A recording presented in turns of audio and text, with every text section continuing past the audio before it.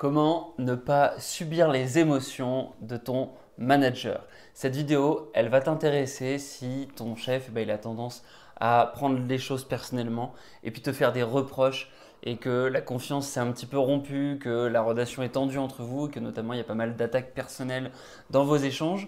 Ça, c'est un premier constat qu'il peut y avoir. Ensuite, tu peux aussi avoir des managers qui subissent les choses de plein fouet, pardon, et toi, tu vas te sentir désemparé par rapport à la situation, un petit peu au milieu de différents conflits, où tu as un chef qui passe dans plein de sentiments différents, la peur, la colère, l'angoisse, le stress, et voilà, toi, tu ne sais pas du tout comment gérer cette situation.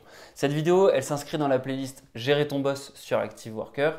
Cette chaîne, c'est mon projet personnel en fait, où en ce moment j'ai créé plus de 200 vidéos, on vient de passer la barre des 1000 abonnés et mon objectif c'est de devenir la référence en conseil carrière.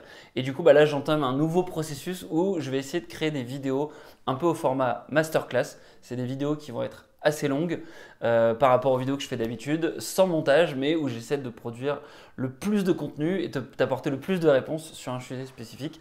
Aujourd'hui, du coup, ce qu'on va voir, c'est comment gérer un manager empathique. Donc, un manager empathique, c'est au sens processcom. Le processcom, c'est un modèle un petit peu caricatural dans lequel tu as plusieurs types de personnalités et le modèle empathique, c'est un manager en particulier. Et donc, là, ce qu'on va voir aujourd'hui dans cette vidéo, qu'est-ce qu'on va voir exactement? On va d'abord voir le diagnostic, comment on fait pour repérer que tu as un manager empathique, quels sont ses points forts. Pourquoi ça peut être chouette de travailler avec lui? Quel est le côté obscur de ce type de manager-là? Comment du coup il peut glisser sur une pente un petit peu difficile? Qu'est-ce que ça amène ensuite comme problème, notamment dans les problèmes de conflit et comment toi ça va t'emmener parfois dans des problèmes très difficiles à se dépêtrer? Et enfin, on va voir du coup des solutions à ça. Comment tu fais pour t'écarter de ce type de problème-là? Comment tu fais pour rétablir un dialogue? Comment tu fais pour trouver des solutions avec ton chef? Parce que c'est quand même délicat quand tu as un chef qui est très émotionnel, très empathique et que toi, quelque part, tu n'as pas cette notion d'autorité pour lui dire maintenant on arrête, maintenant stop. Tu es obligé de trouver des subterfuges et c'est ça qu'on va voir notamment dans la dernière partie de cette vidéo-là.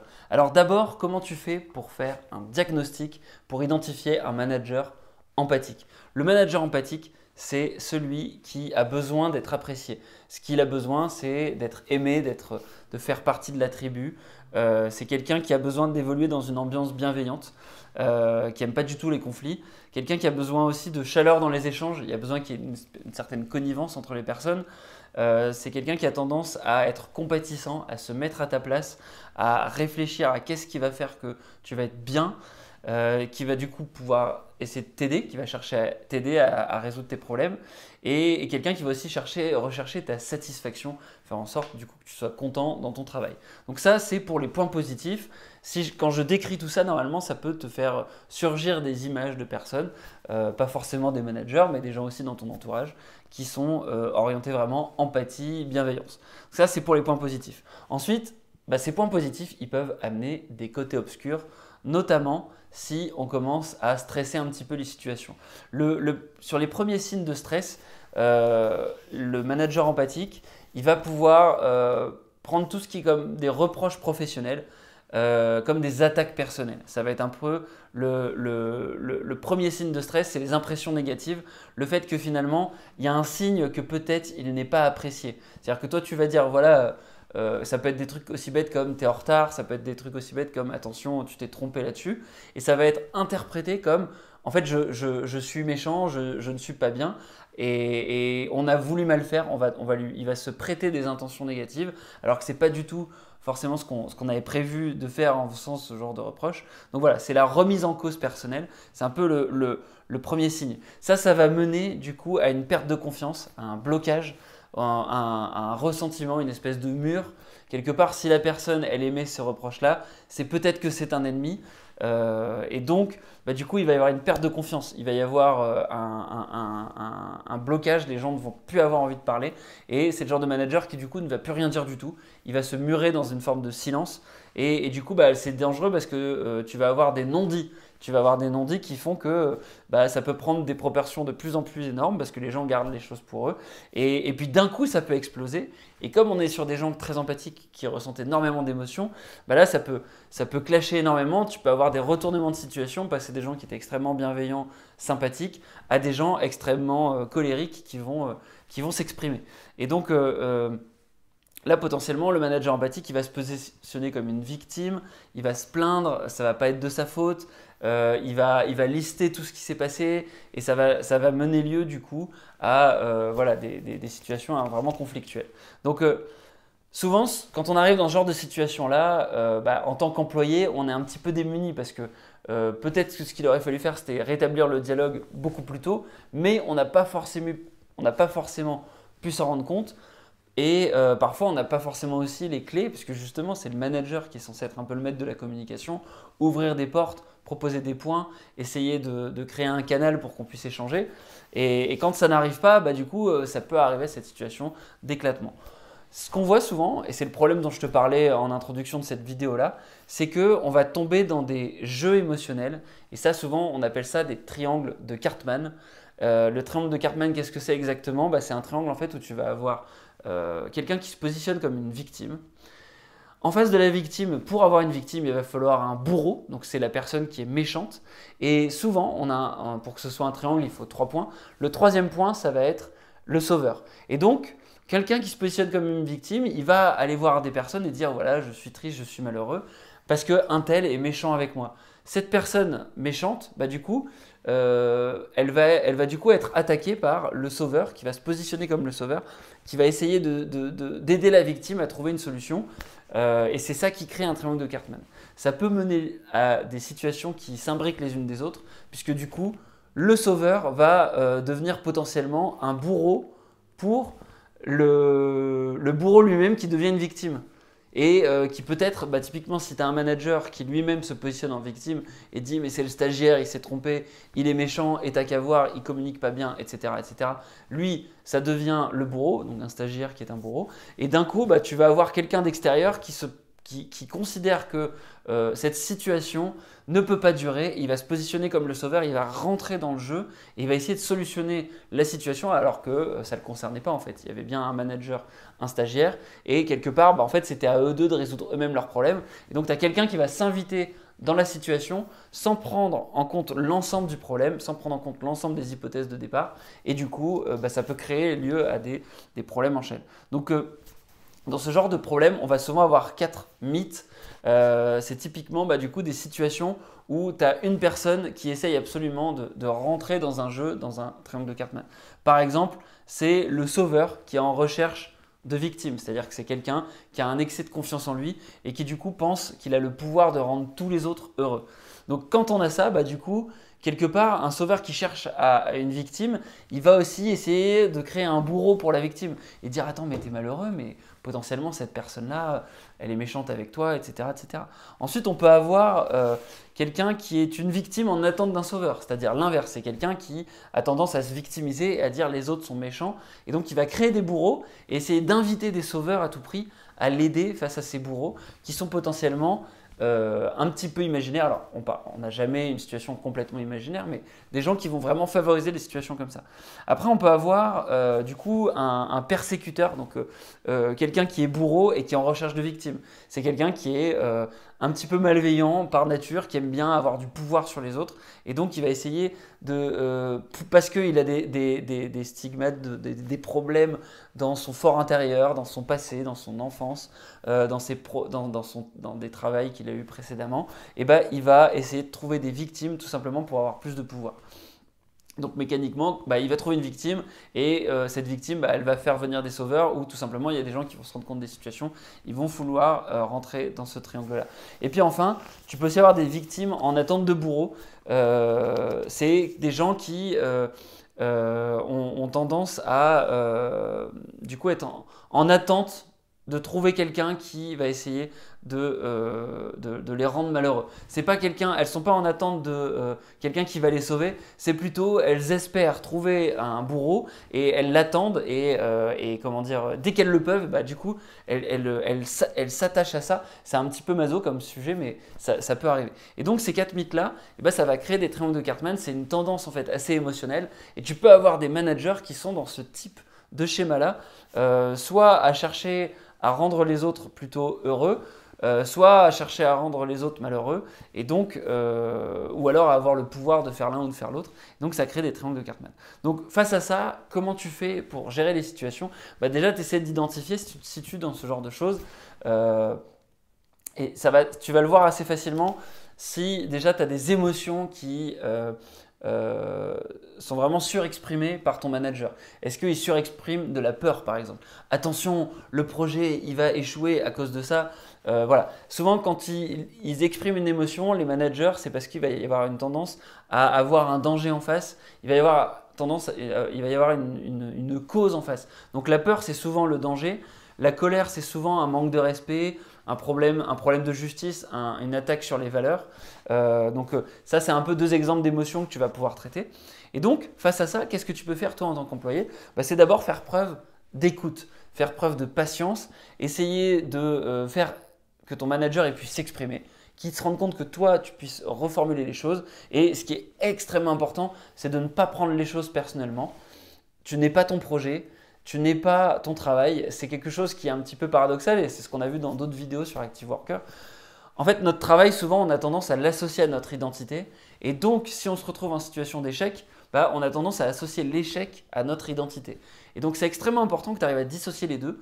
Quelque part, tu peux décider d'être qui tu veux du jour au lendemain. Si du jour au lendemain, tu décides d'apprendre à faire du développement informatique, si du jour au lendemain, tu décides d'apprendre à faire du piano, et bah, du jour au lendemain, tu es un pianiste. Si du jour au lendemain, tu décides de faire des vidéos YouTube, tu es un vidéaste YouTube. Donc, je t'explique ça parce que c'est pour te faire prendre conscience et tu l'as peut-être déjà vécu.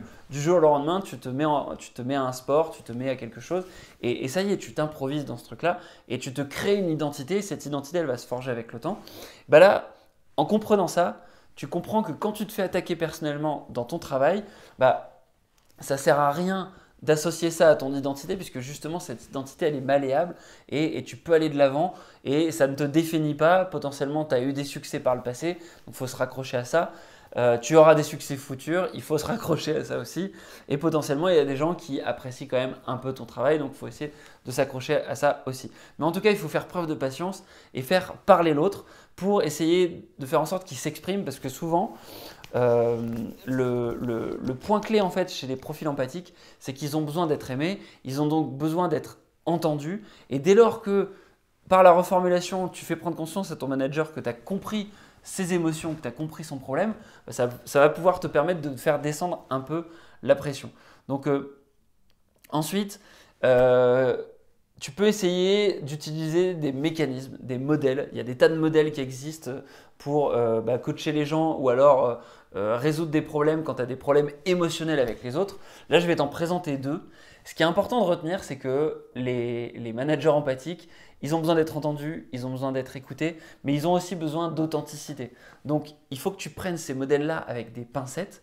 Il ne faut surtout pas que tu les appliques de but en blanc, il faut vraiment que tu réfléchisses à comment je peux les appliquer de manière intelligente parce que si tu le fais de manière un peu trop scriptée, un peu trop par cœur, un peu trop tarte à la crème, ça va se voir et donc attention, l'objectif c'est d'abord de rester authentique et c'est de prendre ce qu'il y a à prendre et de voir si ces modèles-là, ça ne peut pas être des modèles en gros, des trames de discussion plutôt que des scripts vraiment à reboucler de but en blanc.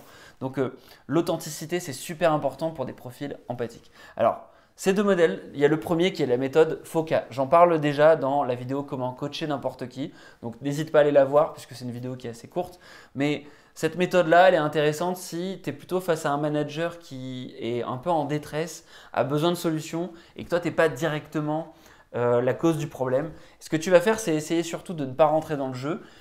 Et pour ça, tu vas te poser vraiment en personne externe. Tu ne vas surtout pas présenter tes jugements. Ce que tu vas faire, c'est que tu vas faire du questionnement. Et par le questionnement, tu vas faire en sorte de coacher finalement ton chef. Alors du coup, FOCA, il y a 4 étapes.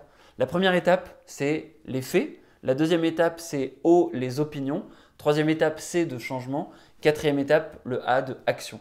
Donc, en fait, tu vas tout simplement poser des questions sur chacune des étapes pour faire émerger de la part de ton chef les réponses à ces questions. Donc d'abord, quels sont les faits? Qu'est-ce qu'il observe? Concrètement, qu'est-ce qui s'est passé? Pourquoi? Tu essaies de comprendre, tu essaies d'être factuel. Dès lors qu'il rentre dans le jugement, dans l'opinion, tu le stops tant que tu n'as pas tous les éléments factuels qui permettent de décrire le problème qui te concerne ou pas. Ensuite, tu vas essayer d'obtenir le haut de opinion. Concrètement, quel est le jugement qu'il porte? Est-ce que c'est bien, pas bien? Pourquoi? Quel est le référentiel par rapport auquel il se base pour pouvoir juger ça? Qu'est-ce qu'il en pense? Essayer de comprendre qu'est-ce que ça le fait ressentir comme émotion. Est-ce que c'est du coup ce dont on parlait? Est-ce que c'est de la peur? Est-ce que c'est de la colère? Est-ce que il y a un problème vis-à-vis des personnes et donc du coup ça le rend triste? Et ça peut être la tristesse aussi, c'est un sentiment dont on n'a pas parlé. Un sentiment d'échec, un sentiment d'impuissance. Voilà, tu essaies d'avoir vraiment l'opinion. Une fois que tu as ça, là tu vas jouer. Donc ça, là on parle au présent finalement. C'est qu'est-ce qui s'est passé et comment tu le ressens. Le F et le O, c'est dans le présent. Ensuite, on va se mettre à parler dans le futur. Alors, en fait, je dis des conneries. On parlait au passé. Qu'est-ce qui s'est passé et comment tu l'as ressenti plutôt. Donc c'est du passé. Maintenant, on va jouer à retour vers le futur et tu vas essayer d'aider ton chef à se projeter dans le futur. Mais du coup, toi, tu aimerais que la situation, elle évolue comment? Qu'est-ce que tu visualises comme situation si ça pouvait se résoudre? Et tu essaies de le projeter dans le futur, de parler au futur. Qu'est-ce que tu souhaites? Comment tu visualises les choses concrètement? Et donc là, la personne, elle va s'exprimer, elle va te dire exactement ce qu'elle attend dans le futur. Voilà, j'aimerais que tu fasses ceci, j'aimerais que tu fasses cela. Ou alors, j'aimerais bien que cette situation, elle évolue de telle manière.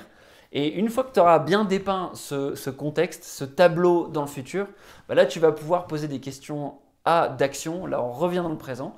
Et maintenant, c'est du coup, pour créer ce futur-là, qu'est-ce qu'on peut faire maintenant ensemble? Est-ce que je peux faire quelque chose pour t'aider? Toi, qu'est-ce que tu peux faire tout seul concrètement pour qu'on puisse avancer dans cette direction-là? Donc évidemment, ce modèle-là, tu ne peux pas le ressortir de but en blanc, sinon c'est vraiment pas authentique. Si tu fais les questions à la suite comme ça ne marche pas. Donc il faut que tu puisses adapter un petit peu ça à la situation. Mais déjà, essaie de bien séparer fait, opinion, c'est quelque chose d'intéressant. Ensuite, de jouer à retour vers le futur pour susciter de l'espoir, susciter de l'envie, susciter du désir, quitter un peu ces émotions négatives de tristesse, de colère, de peur pour aller vers des émotions positives, pour créer de la motivation finalement. Et puis du coup, quand on a créé de la motivation, on va pouvoir être orienté à l'action et dire maintenant qu'est-ce qu'on fait pour y aller? Comment on fait pour y aller? Qu'est-ce qu'on peut faire maintenant? Qu'est-ce qu'on peut faire ce soir? Qu'est-ce qu'on peut faire demain matin pour changer le présent, pour aller vers un futur plus radieux, plus sympathique et plus chouette. Donc ça, c'est la méthode FOCA. Elle marche aussi avec des gens qui ne sont pas forcément tes managers, mais voilà. Et si tu veux coacher n'importe qui. Et puis ensuite, et finalement, la méthode FOCA, elle se base aussi sur ce deuxième modèle que je vais te présenter. C'est le modèle de la communication non violente. En fait, ça, c'est un modèle qui permet aussi qui s'applique aussi à des populations. Il y a des expériences qui ont été faites. Il y a un Thinkerview très intéressant, dont je te mettrai la référence en commentaire de cette vidéo. La communication non violente, ça permet vraiment de résoudre des problèmes qui font appel justement à des émotions très fortes. Et donc, c'est quelque chose que tu peux mettre en place pour essayer de mieux comprendre ton manager, notamment s'il y a des gros clashs. Peut-être qu'il faut une autorité aussi pour faire arbitre et vous permettre de faire émerger ça. Mais en tout cas, déjà, dès lors que tu as ce modèle-là en tête, ça peut être très intéressant à comprendre. Alors, contrairement au FOCA où là tu t'effaces pour vraiment faire émerger chez l'autre des solutions, la communication non violente, c'est plutôt comment je fais pour que je puisse exprimer les choses et que l'autre puisse s'exprimer aussi et qu'on puisse créer un canal où on s'écoute tous les deux et on fait preuve d'empathie et où donc on utilise quelque part, si tu es un manager empathique, tu vas utiliser son point fort qui est l'empathie avec ce modèle de communication non violente. Donc comment ça marche? Ça marche avec 4 étapes. Le but, c'est qu'on ne va plus utiliser le « ou », c'est-à-dire la situation elle est comme ça ou elle est comme ça. Soit tu la comprends, soit tu la comprends pas. Si tu la comprends pas, quelque part le manager il a qu'à te dire voilà, dégage, j'ai plus envie de te parler. Ce que tu veux faire, c'est plutôt la situation est comme ça, mais elle est aussi comme ça. Tu vas essayer de créer un parallèle. Le but, c'est de dire voilà. D'abord, il y a les observations. Il y a 4 étapes, un peu comme le FOCA. Le O de observation, on retrouve un peu l'histoire avec les faits. Moi, je vois les choses comme ça. et toi, tu vois les choses comme ça. Donc le but, c'est d'essayer de dire, ok, comment est-ce que toi, tu vois les choses? Ah d'accord, tu vois les choses comme ça, ok, très bien. Bah écoute, moi, ce que je te propose, c'est juste, je t'exprime comment je vois les choses, et ensuite, toi, tu pourras réagir et essayer de m'aider à voir les choses de manière différente, mais au moins, tu comprendras pourquoi je réagis comme ça. Et donc chacun va, d'abord, on va échanger sur les observations. Ensuite, on va échanger sur les émotions. Par rapport à ces choses-là, toi, comment tu ressens les choses? Là, la personne, elle va pouvoir s'exprimer et du coup, bah, tu vas pouvoir, toi, essayer de comprendre pourquoi elle ressent les choses et par rapport aux observations initiales. Et puis ensuite, tu vas dire, bah voilà, toi, tu ressens les choses comme ça et moi, bah, je les ressens comme ça. On ne choisit pas comment on ressent les choses. Donc du coup, c'est ça ton postulat en fait. Et c'est le postulat de tous les deux, c'est on ne choisit pas comment on les observe et on ne choisit pas comment on les ressent. Et donc, il va falloir partir du principe que chacun s'exprime et chacun est libre de s'exprimer là-dessus. Mais tant qu'on avance, bah, l'autre doit écouter et essayer de comprendre. Et c'est ça l'objectif de la communication non violente. Ensuite, on va arriver sur le besoin. De quoi tu as besoin, toi, manager empathique? Quelle était ton attente exacte à la base et quel est le besoin que tu nourris concrètement? De quoi tu as besoin? Donc là, la personne, elle va exprimer ce dont elle a besoin. Bah voilà, j'ai ce projet-là, on a besoin d'avoir ça, etc., etc. Et toi, tu vas faire pareil. Tu vas dire, bah voilà, moi j'ai besoin de ça. Le besoin, c'est potentiellement par rapport à ta propre personnalité. Est-ce que tu as besoin qu'on te parle comme ceci? Est-ce que tu as besoin qu'on te parle comme cela, etc. Et ça, c'est pareil, tu ne le contrôles pas. Tu ne contrôles pas les besoins qu'on a. Il y a des gens qui ont besoin de reconnaissance, il y a des gens qui ont besoin de gagner, il y a des gens qui ont besoin de pouvoir s'évader, il y a des gens qui ont besoin de créativité. Voilà, on a tous des besoins différents. Le but, c'est que tu t'exprimes, que tu puisses parler de ça. Et puis la dernière étape, ça va être la demande. C'est qu'est-ce que tu voudrais dans l'absolu? Et donc là, on passe du présent au futur en fait. Qu'est-ce que tu as besoin maintenant? Qu'est-ce que tu voudrais dans le futur? Et donc, le fait de faire tout ce cheminement, on est un petit peu dans une phase un peu de psychanalyse. On essaie de comprendre l'autre. Et le but, si tu veux, c'est de créer un canal de communication où l'autre va pouvoir s'exprimer, on va pouvoir se mettre d'accord. Et moi, j'ai vu des tas de situations où, en fait, la situation, elle monte en épingle. On a des jeux où les gens se parlent plus en fait, parce que justement le bourreau considère que bah, c'est la victime qui est responsable. La victime du coup elle ose plus s'exprimer. Le sauveur, potentiellement le bourreau, c'est un manager élevé et donc du coup il n'ose pas s'interposer dans la situation. Et en fait la situation elle gonfle, elle gonfle, elle gonfle et à la fin ça explose et les gens se mettent à parler à ce moment-là et on se rend compte qu'en fait on aurait dû parler beaucoup plus tôt.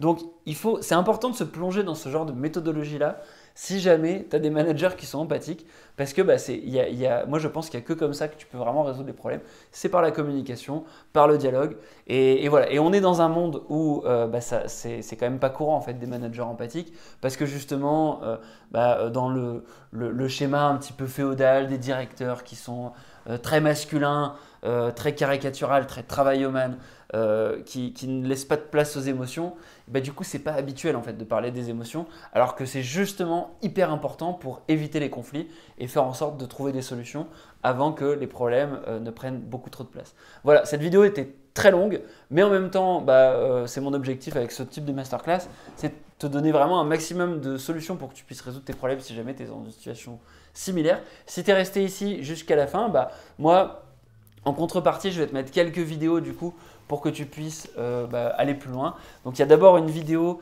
c'est un Thinkerview que je vais essayer de te retrouver là tout de suite, de Charles Rojman qui s'intitule Vers les guerres civiles, qui est une vidéo qui dure 1h40 à peu près, hyper intéressante, où Charles Rojman, c'est quelqu'un qui a une famille en fait de déportés pendant la Seconde Guerre mondiale, donc il est né à peu près en 1942, donc il a quand même une histoire très forte, et il a fait de sa vie et de son projet, si tu veux, professionnel, un objectif de justement résoudre des problèmes sociologiques. Donc il explique un petit peu sa méthodologie, il a travaillé dans des pays en Afrique, par exemple au Rwanda, où il y a eu des génocides, où il a pu essayer de mettre en face différentes populations qui se sont tapées dessus.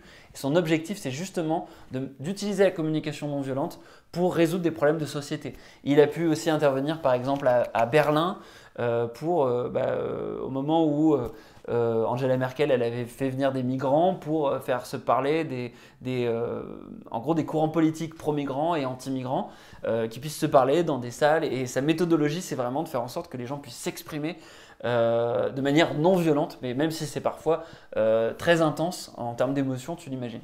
Donc ça, je trouve que c'est 2 heures là, si tu as regardé 24 minutes, tu es prêt à regarder a priori 2 heures d'échange.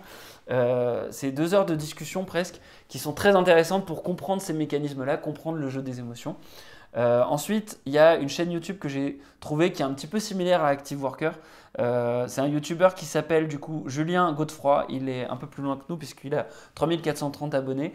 Et il a fait une vidéo, les 4 grandes émotions pour manager. Donc là, ce qui est intéressant, c'est qu'il te présente des émotions et à chaque fois leur cause. Et il t'invite du coup, lui, à étudier ces causes-là pour pouvoir mieux les résoudre. Donc c'est intéressant parce que ça te permet de pousser le diagnostic, du coup, si jamais tu as besoin de mieux comprendre la situation dans laquelle tu te situes.